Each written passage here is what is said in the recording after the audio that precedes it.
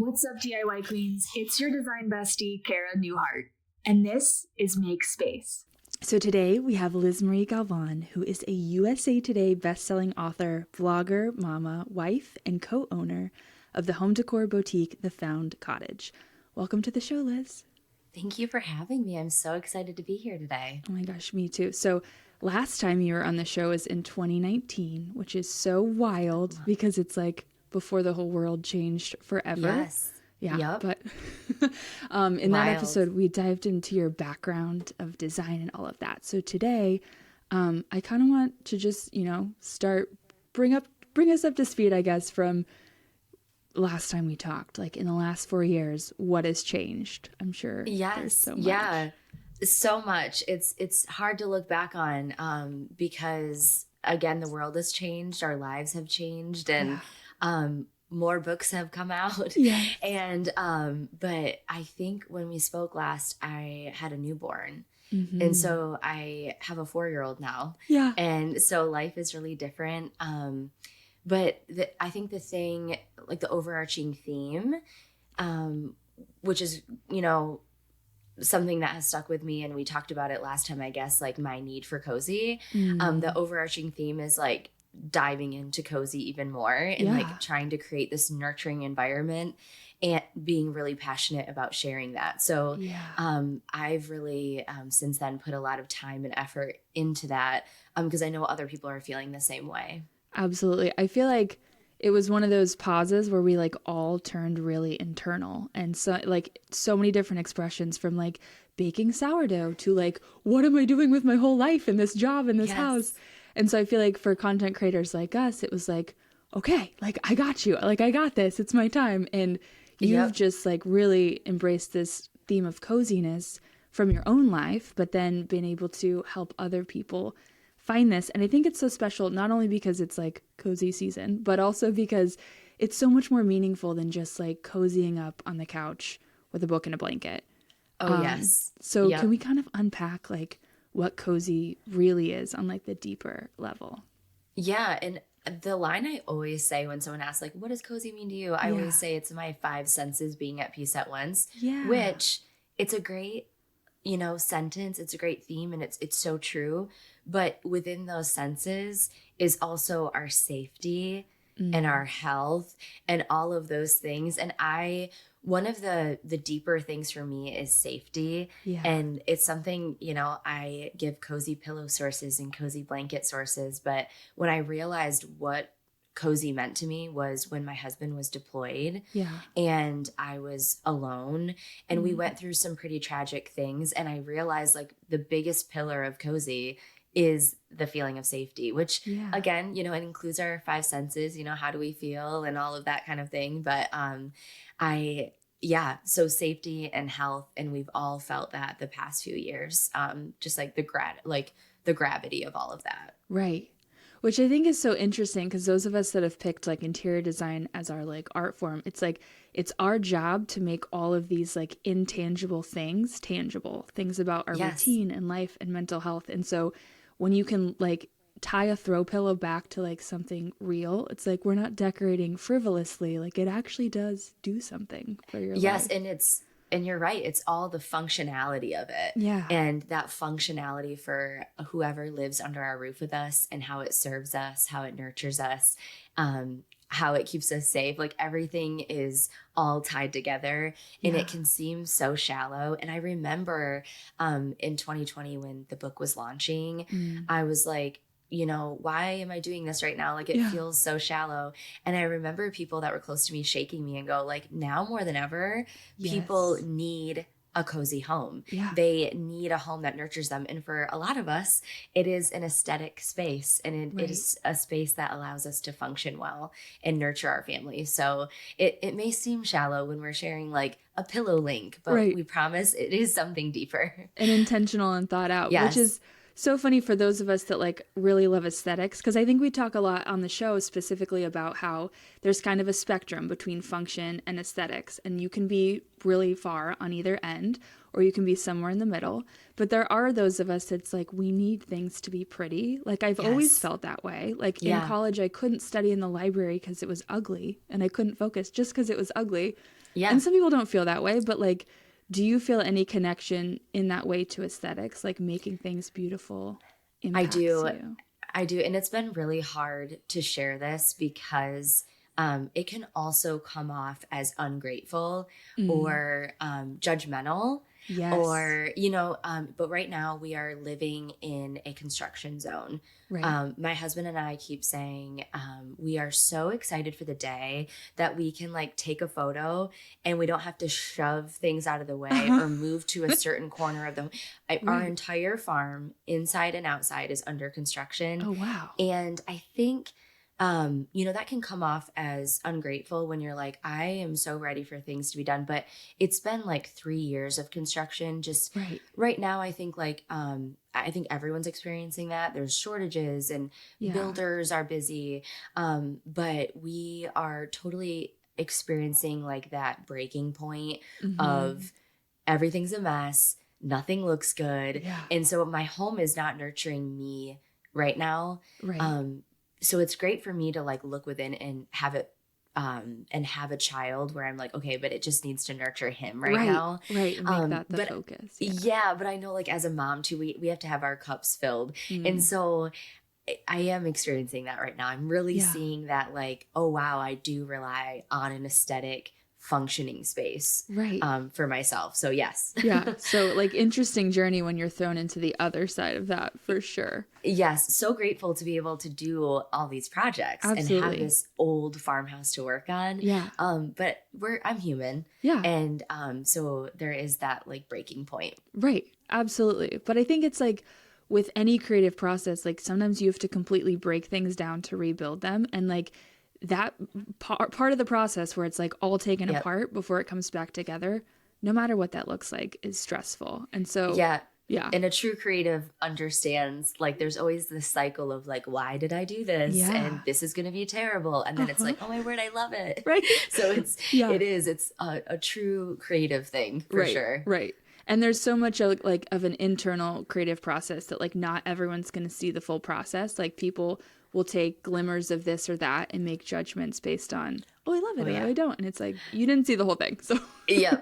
In the journey, like, and right now too, in motherhood, I feel so busy that I'm actually not great at sharing the journey. Yeah. I'm great at sharing the after of everything. So I'm sure from the outside, it just looks clean and aesthetic and, because I'm showing you one corner of the home only, you know what I mean? So it's definitely that with the audience. So I do like to share the mess sometimes so they don't feel as alone, because a lot of us are going through like either we're living in a home we don't have the budget for or the time for. So it's definitely a universal thing, but it's hard to share that all online or in a book. Right. It's hard to share the process, first because it's like if you share too much of the process, you just look like a dumpster fire. And it's like, does anyone really want to be here for like just straight mess? But also if you've made it part of your business, like I know like some things I'm posting and I'm like, I know this will resonate and I know this will do well and it's a brand deal, so it needs to do well. So it's like hard to balance like how do we curate that well to give the whole story, but also like, it's a business. It needs to look good too. Yeah, there's definitely like I think we all have that little battle of like I said it a lot this week. I'm like, I don't want you to think that I'm perfect at this, and so then I share like the flawed part of it. Right. But then I'm like, maybe don't do that so much. You know what I mean? So we all have those little voices in our head that, as we're sharing. Yeah. So fun to deal with those.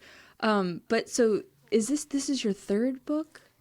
This is the third in the Cozy White Cottage. Yeah. And we also have a kid's book. Oh, I didn't know that. So, that's so sweet. Yeah, it's funny. It's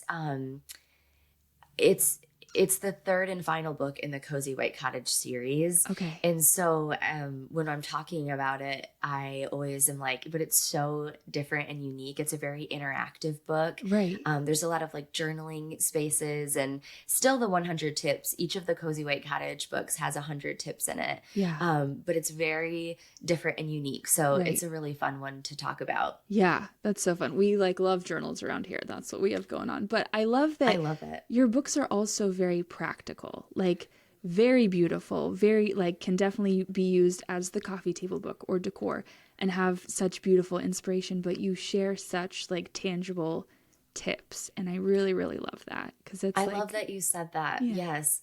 I was just saying this week that when people share design books, I'm always like, oh, like, you know, sometimes the book gets included, but a lot of times it doesn't. And but I'm like, but it's not a design book. And for years I've been like, okay, where do I fall? And this week, for some reason, this thought popped in my brain of like, I'm not a design book. I'm a home book. It's like, I am never going to be like a high design person. Same. Yeah, like 95% of our home is thrifted or it's DIY, it's antique. I'm a collector, so I've got, it's just never going to be trendy or high design, but I still felt left out of spaces because I'm like, what am I? And I'm like, I'm a home book. It's a compliment that you just said that, and I want it to be approachable. And, you know, there are those comments too that are like, oh, like more design photos. And I'm like, I just don't think this book is for the people that want to, just like I said, just want to like antique, collect and curate over time. And we're not going to be that like design trendy book. So I'm so glad you brought that up today. Yeah. But it's so important, right? Because it's like, not only is like high level designs a lot of times unattainable for the everyday person, we're now in a world of like endless inspiration. Like you can find, and then with AI too, I'm really struggling with the AI home photos where everyone's like, it's beautiful. I'm like, it's not real. Like it's just, it's all AI, but it's like, we're overwhelmed with inspo. And so we need tools to navigate that and like take the pieces that are like, that's for me and that's for me and that is not. So and make it our own.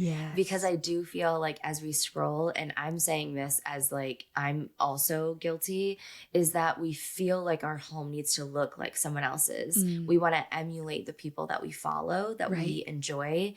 But when I share, I'm like, I hope you make this your own. I hope you, I mean, of course, like if you see a gallery wall, you're like, I really want to copy that, you know, but, to be able to like function in your home, you're not going to function like me. Your family is unique. You're unique. But yeah, the AI too, I'm like, comparison is such a thief these days. It's making so many people go into debt and just be sad and discontent with the way we look in our spaces. And I'm like, I don't think that's helping. Not at all. Yeah, I know. I'm with you. Yeah, some of the spaces I'm like, that would be like $10 million for one living room. And it's like, like the architecture alone is like, or the windows would never be able to be like that. Like it just wouldn't work. I do think it has a space. I think it's like, it's such a unique tool, but I do kind of like a face filter, you know? Years ago, I'm like, for me, I'm like, I can't do that because then when I look in the mirror and I see it's so face texture, I'm gonna cry. So I made a vow to myself. I'm just like, that's not healthy for me. But same with AI. I'm like, I downloaded when it first was coming out. I downloaded an app. I'm like, this is so fun, and I was doing it and I'm like, I don't know if I can share that for my health.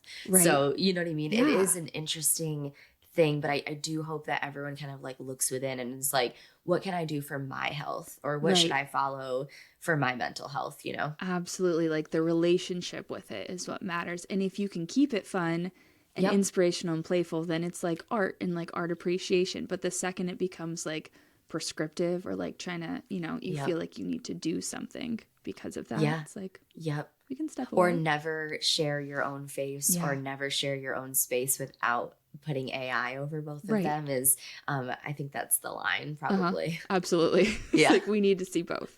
Yes. For sure. Yeah. Yeah. But it's an interesting space for sure. So I guess with the book, how did it come together? Because you clearly have so much to share around the theme of cozy. So like, was there always going to be 3 books, or you just like put one out and then there's more and more to share? I don't think that they're in my brain. I am very, I still feel even after 3 books, anyone listening, before I wrote a book, I looked at people very differently that wrote books. And I was just like, wow, they have it all together and they know everything. I still know zero about the publishing world. I know nothing. But in my brain, I thought 2 was, you know, that's all we're going to do. But then, speaking with the publisher, we were brainstorming and I was like, what about a journal? And the journaling world isn't somewhere that's easy to enter, I don't think. Yeah. So, we came up with this different concept of, okay, it's like the other books. There's 100 tips, but this time we're talking about your health journey. We're talking about very like deep subjects. Like, I mean, we're asking kind of tough questions in there, like, writing a letter to your past self and your future self. What don't you like about your home? What do you love about your home? And just really getting into like all the nitty gritty.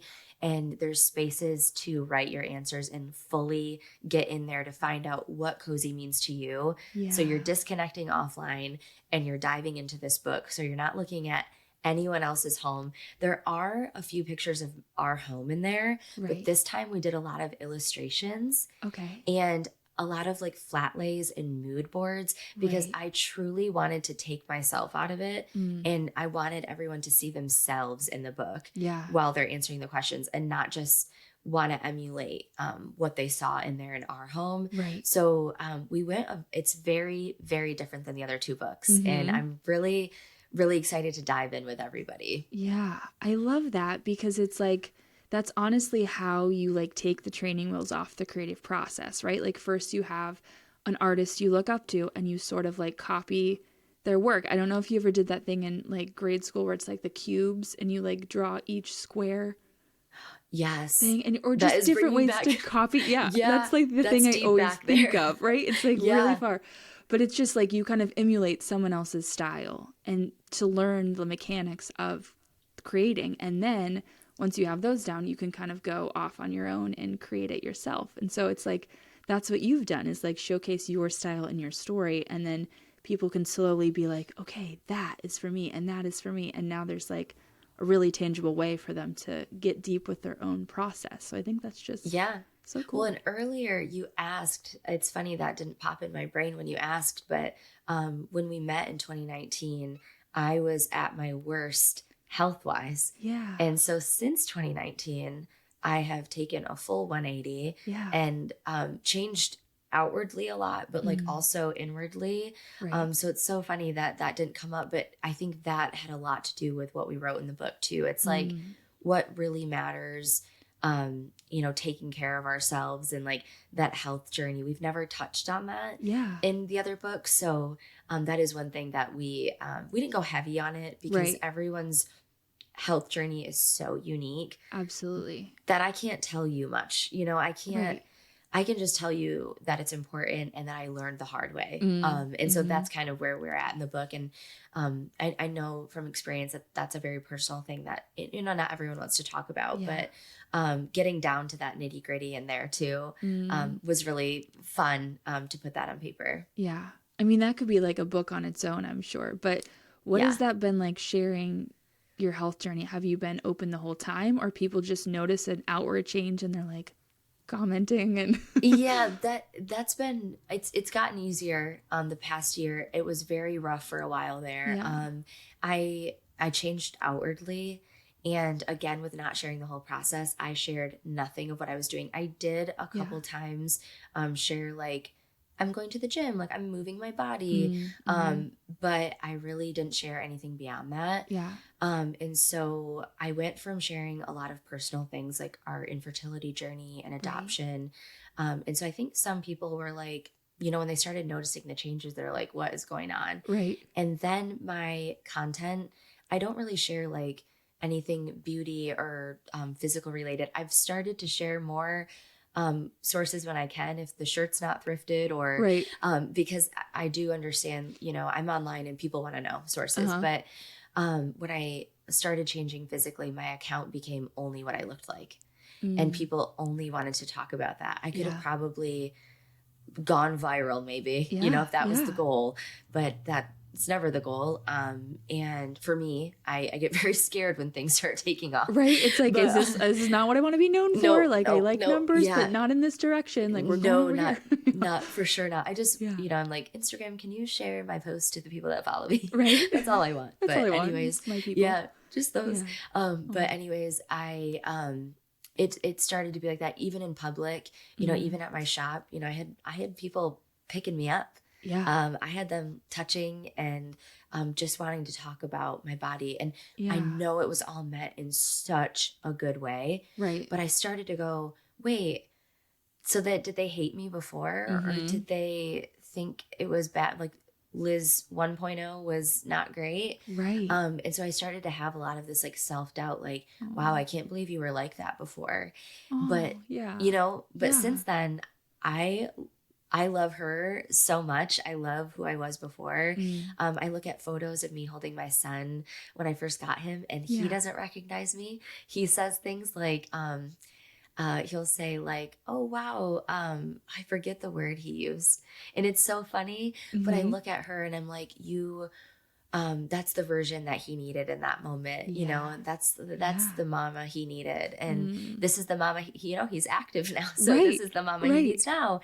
Yeah. And so, and I hope it inspires him one day. Like he'll always be able to look at those two mamas, and he'll be able to look at them. But it definitely has died down. I will say, like, now people are used to who I am now. Right. But for a while, it was really hard to share publicly. And I did get, you know, comments from people, and I thought of the comments I was getting that were meant to be mean. And I thought, you know what, I might have thought those things before. I never left a hate comment, but you know, maybe on a bad day I did think that. Or, you know, I don't remember that, but I was in a bad place. So I just come at it like that, and it is what it is. And I just hope that it inspires the right people that need it.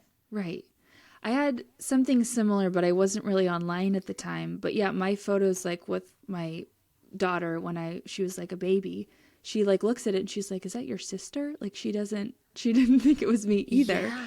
But yeah, definitely like went through a health journey before getting online. So it wasn't public, which now that I know what I know about things people are willing to say on the internet, it's like we would not have survived if it was. Yeah.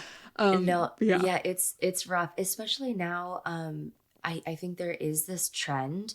I lost weight at the wrong time. I think there's this trend of certain medications. And so I do think that those have the right place. But definitely getting a lot of, you know, how did you do it? And then I'll share. And it's like, no, I think that you had surgery, or I think you did this. Yeah. And I'm like, I know for a fact that this worked for me. And so I'm really saying to you, it did take 2 years, but I think online things are also condensed. So smushed, It looks like it happened quickly. Right. And you know what I mean? It's like, oh no, it was 2 years of a lot of hard work behind the scenes, and a lot of like mental work, and, you know, finally like going to therapy and working through a lot of stuff. And so I will say to anyone sharing online, or even not like going through it, you're not alone. It is a lot of hard work. In the comments, they also go away. So yeah. There's hope, yes. Yeah, there is. And comments are so funny because I feel like once I started looking at them as like about that person, like that was leaving the comment, like they're saying mean things, and they say mean things about themselves. Like they're comfortable saying it to me because it's like that's what their internal self-talk sounds like. And so thinking about that kind of stuff, it's like I can have more compassion. Like, okay, this isn't about me. This is about you feeling like if you tear me down, you can like feel better, or, you know, it's like so dimensional in that way. But I always see a compliment in it too, because I'm like, I'm so thankful that I see the world differently. Yeah. And I'm so thankful that I can look at things with discretion and go, I don't see the full picture. I don't know all the details. So as I'm scrolling, I might see something that I don't like or that I don't agree with. And I'm like, you know what?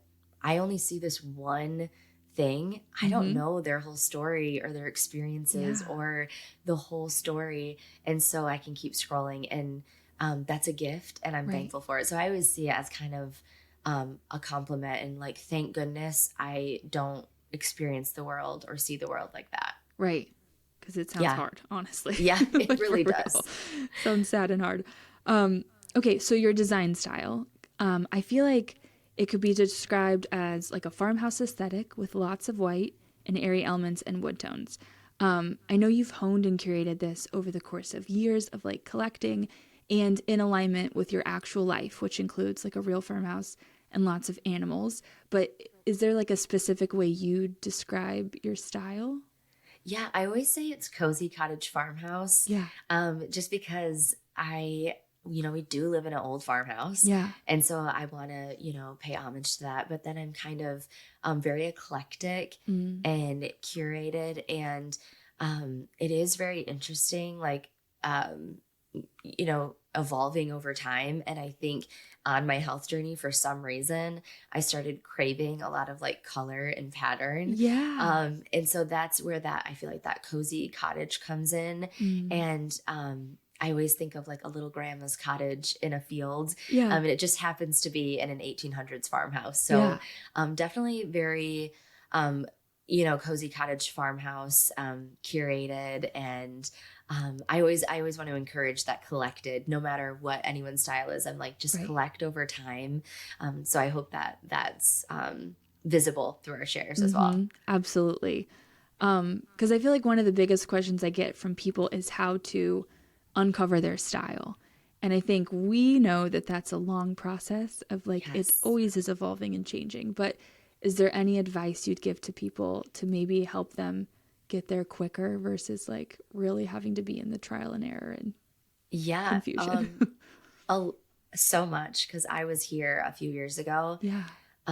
Every season I would like go into Home Goods and like buy all new stuff. Yeah. And then I was overloaded with stuff. And so my first thing is allow yourself to evolve. Yeah. And go into looking for inspiration with so much discretion. Like, do I love that in their home, or would I love it in my home? Also, if you share online, it's actually extra hard because you see what's trending. Right. Do you really love it, or are you just doing it for the gram? Right. Are you painting a wall green because you love it and you're like, I'm going to live in this color, or it's going to go over well or perform online. Right. And so that's definitely like, I think one of the hardest things for me or was to work through. So I hope that I can share that. And that's such a great question. Yeah. But also just like looking at it, will this function for my family? Will I love it? Is it a classic item that I'm going to love? Do I actually have the budget for it? Right.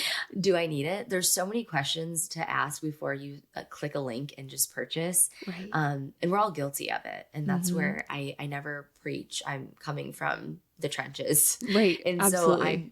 so I'm continuously guilty of it. Yeah. We all make mistakes, but allowing yourself to evolve and to be yourself. Right. Picking and choosing from different pieces of inspiration from your life, from online, and what you want to do. And looking at things and going, do I truly love that chair? Right. Allowing yourselves to get rid of items. You don't need to keep things forever. You can sell it to get a bigger budget for your design makeover. You can give them away. I know family and friends love when I go through my decor closet because I'm always giving things away. So allowing yourself to evolve, allowing yourself to say, I made a mistake. I think the greatest thing ever is when I repainted a wall, the amount of DMs I got from people saying, I'm so glad you shared this because I would have lived with the color. Right. I would have not known that you can go out and buy another can of paint and do it all over. Yeah. I think that's great. I think it is. I do it all the time. We all mess up. And I know a lot of designers or, we feel like we need to like be on this pedestal and be like, don't admit a mistake. Right. We're all human. Yeah. And so it's okay. So allowing yourself to evolve and just finding your uniqueness. And I would say that if you're not messing up, you're not taking big enough risks in your creative process would be my thing there. Exactly. Like, and sometimes, it's hard to humble yourself Yeah. or live with it and go, what's wrong with this room? Like, I just painted it. What's wrong? And like trying something new, like you said, it's and messing up again, Right.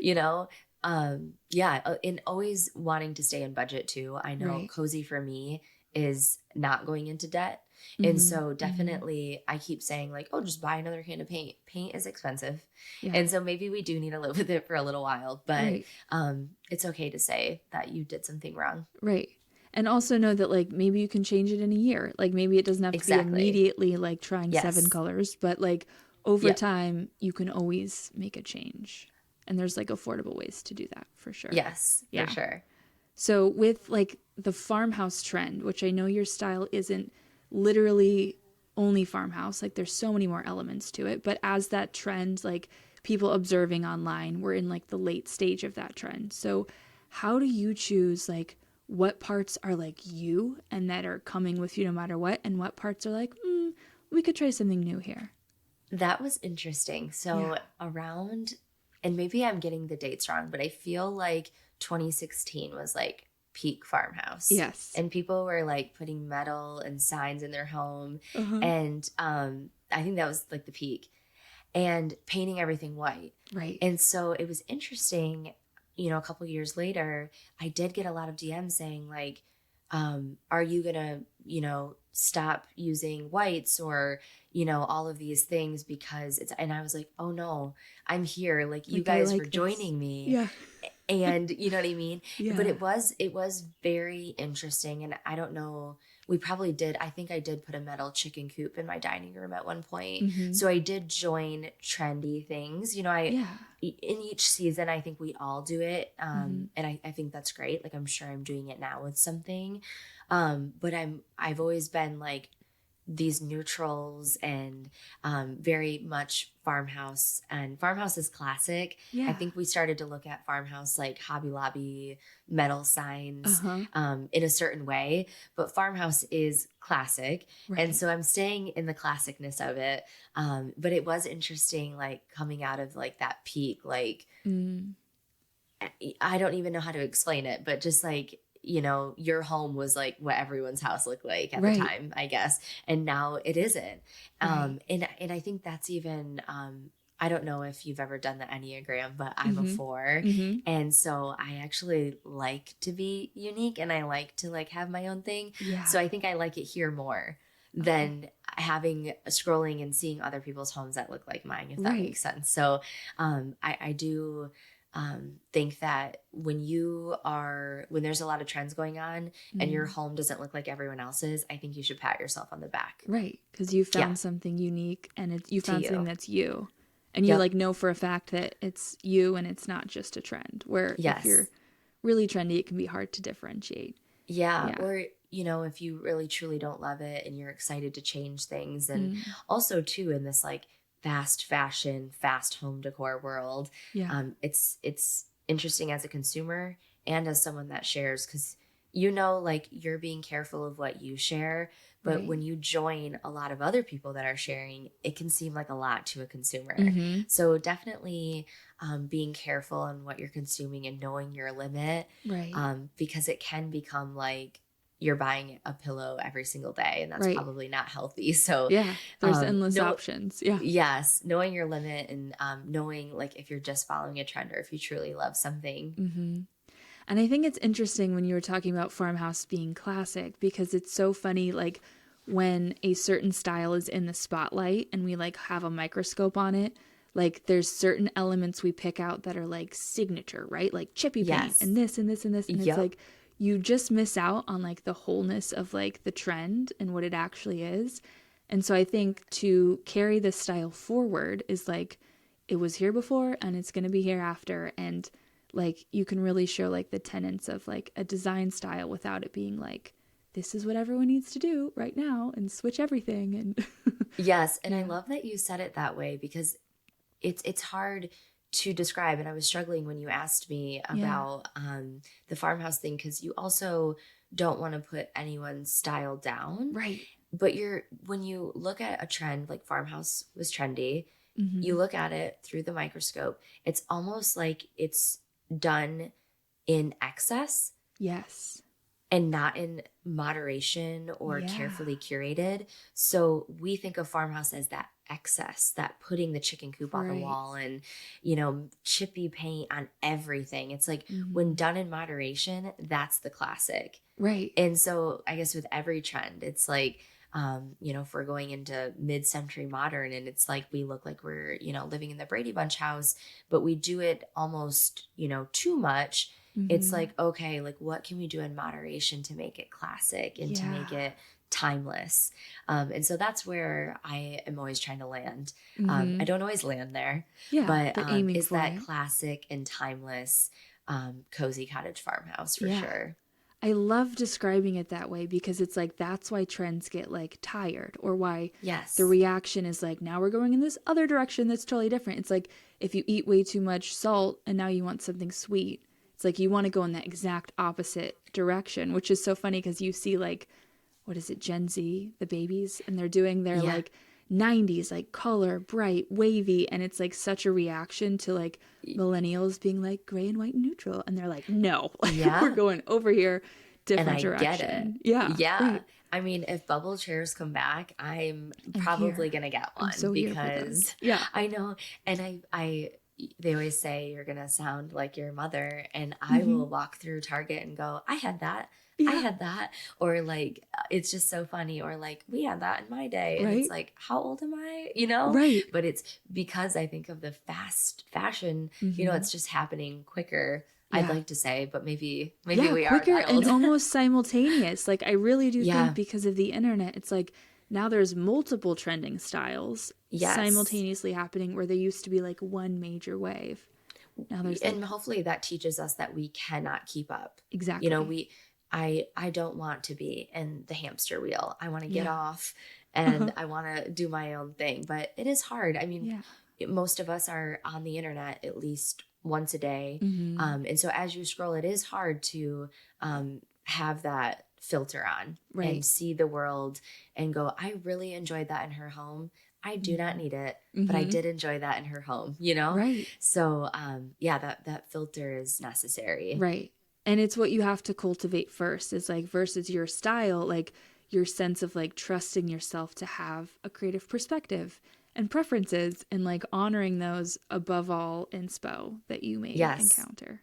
Yes. Which is hard work. It is. We are both, I know, coming at it like we also are guilty of this. Yeah. Yes. Like that's how we got here is I once was there and did it the hard way. Yes. Absolutely. So holidays are coming up. I feel like you're so good at decorating for the holidays because your decor looks like it's like infused into your house. Like it's so, I don't know, you put things in like really unique places or like, you know, like a piece of art with like a little hat. Like it's just so well done versus feeling like it was like put on. I don't know how else to describe it other than you just kind of like plop some decor in a room. Yours is like really blends with your actual home and style. I love that. Thank you. But like, what's your method there? So I truly think, and I'm looking at it from the perspective of my home. Yeah. But this also could be in everyone else's home as well. I think it's that the everyday items and also antiques. Yeah. So I'm thrifting most of the Christmas decor and getting it from antique shops.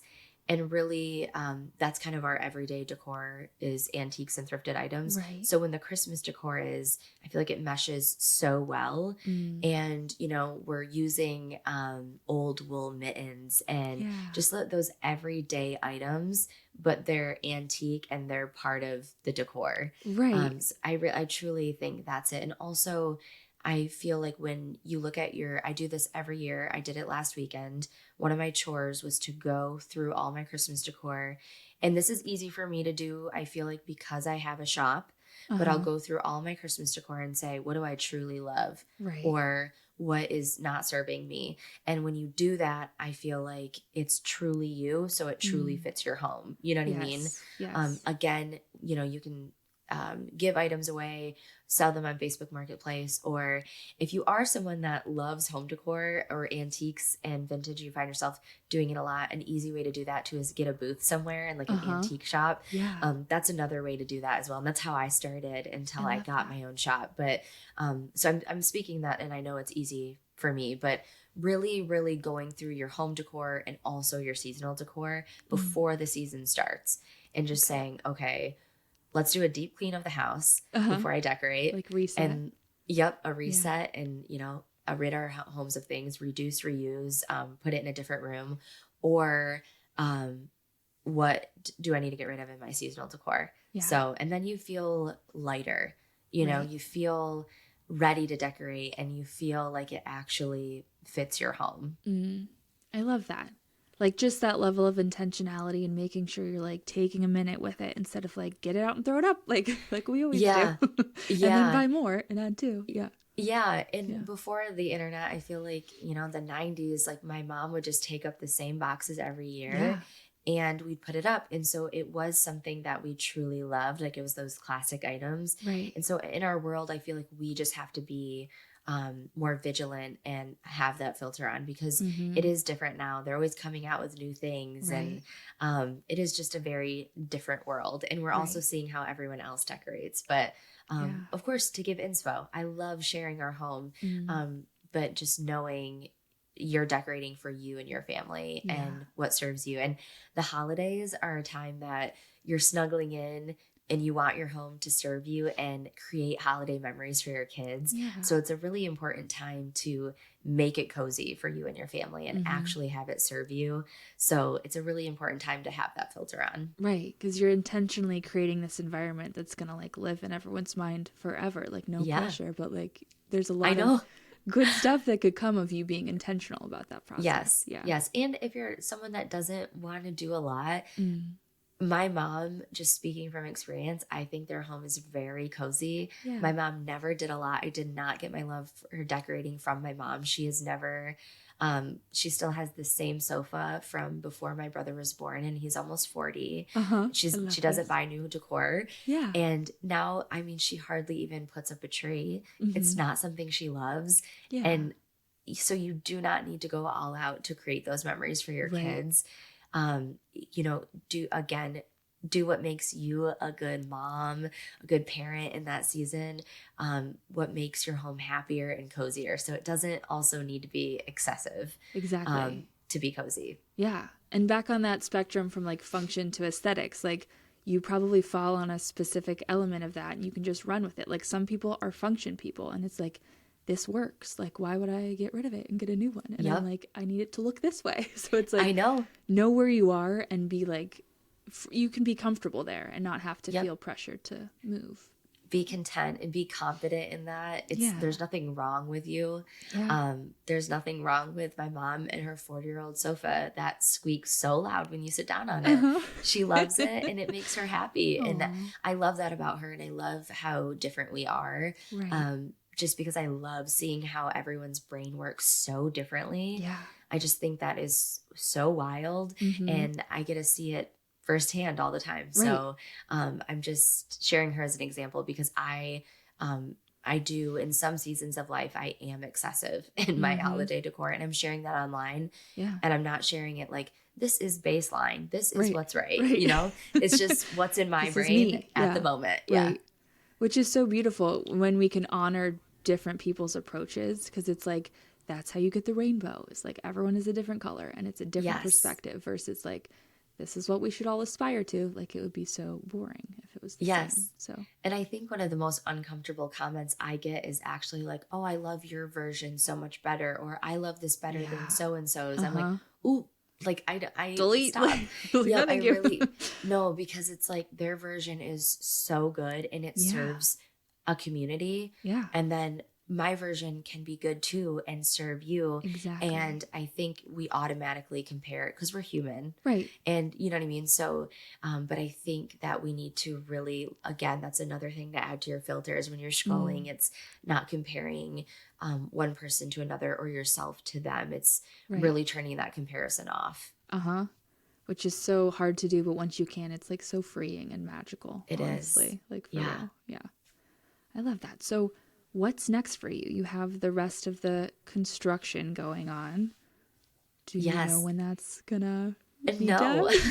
We do. We got a glimmer of hope this past week where we had our contractor show up finally. And so we are getting back on track. There was just this really long pause of no one having availability. And so we were at a pause and it was really hard. I also think too, like sharing online, everyone's like, what's happening? And you're like, I promise, you know, we're trying. So we do have a glimmer of hope. I'm hoping for a season of really diving in and sharing the process online, taking a break from writing books. I really do want to dive into this book with everybody. And so I think that's part of that rest, is doing it myself. I want to dive in with everyone and do the hard work alongside of them, because I do think you could do this over and over and over, and really keep asking yourself all these questions, and journaling and reading all the tips. I think I could keep doing it, and I wrote it, and we could keep learning and keep honing in to find that perfect, because we are going to evolve and change in every season. And so it's like, what's serving us right now, and what do we need right now? So I'm really excited for a season of, I call it rest, but really it's really making our house a home, maybe along with everyone else, because right now we have torn up floors, and we have half ripped apart walls, and so love that. it will be really fun, and really satisfying after all these years. I mean, we're going to be moving stairs, we're going to be putting walls in, it'll be really fun. So I'm excited for that, because I think that's what I'm truly passionate about, and so I'm excited to share all that. That's so fun. Was this always the plan, like when you bought the house, is like to rip it apart and redo it? Or and interesting, again, we can't share the whole process or story, but we quickly we moved in, I think around like 2017, 2016, and it was just the two of us, my husband Jose and I, and we kind of, we were trying to grow our family, wasn't happening, and then the adoption was of our son was super fast and furious, and we didn't even have a kitchen, and so we quickly did this kitchen, all while knowing eventually we would be reusing that kitchen somewhere.